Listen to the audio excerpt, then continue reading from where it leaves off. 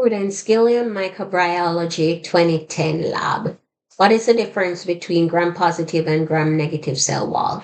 A gram-positive cell wall has a thick peptidoglycan layer and no outer membrane.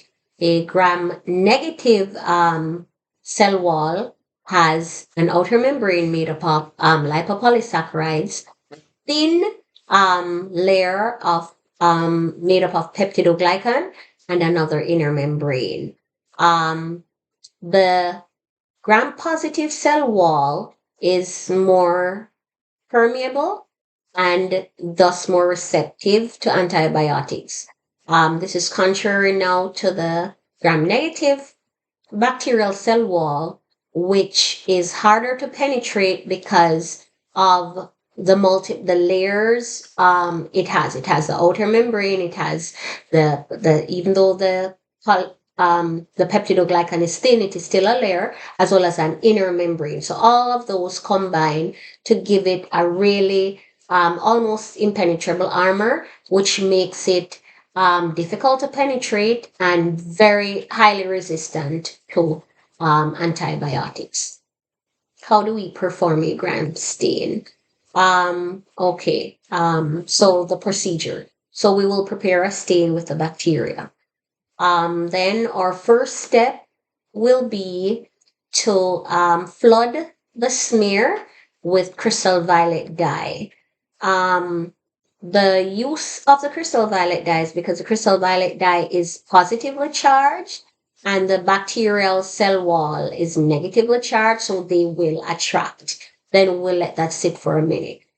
Next step is to apply a mordant. The mordant we're going to use is iodine. We're going to flood the smear with the iodine solution. This will form an insoluble complex, which will adhere the crystal violet dye to the cell wall. We will let that stand for a minute. Then rinse with water to remove excess iodine. Next, we are going to decolorize using 95% alcohol. What this will do is remove the outer membrane of a gram-negative cell wall, as well as leach the dye and the iodine solution out of the said gram-negative cell wall.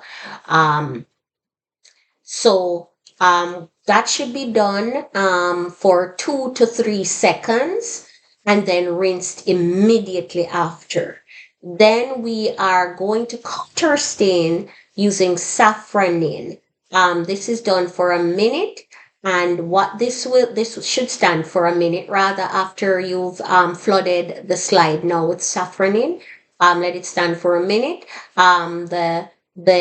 The cells, the gram-negative cells will pick up the pink color of the safranin.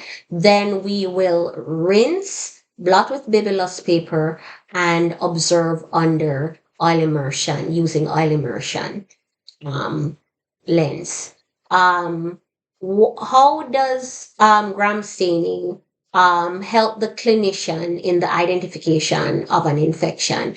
Well, what gram staining does is it can determine the arrangement of the cell, the morphology, and the size of the cell.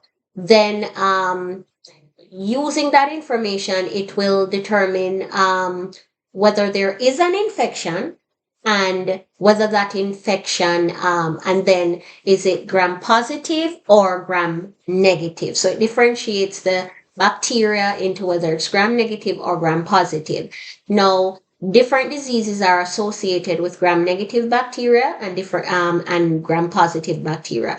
With the knowledge of what type of bacteria it is that the clinician will derive from performing the gram staining procedure, it will narrow down that individual's list of possible diseases, so the clinician will know what further tests would be needed to give him to narrow it down further to specifically identify that disease.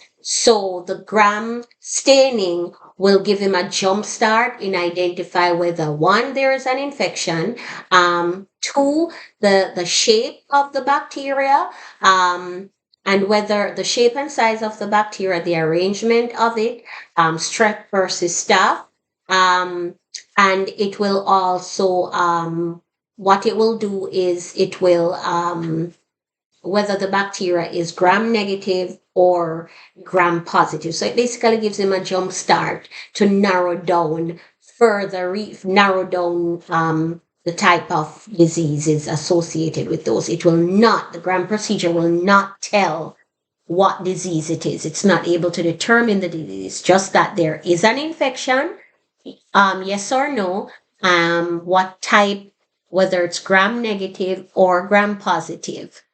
I think that should be good enough. Thank you.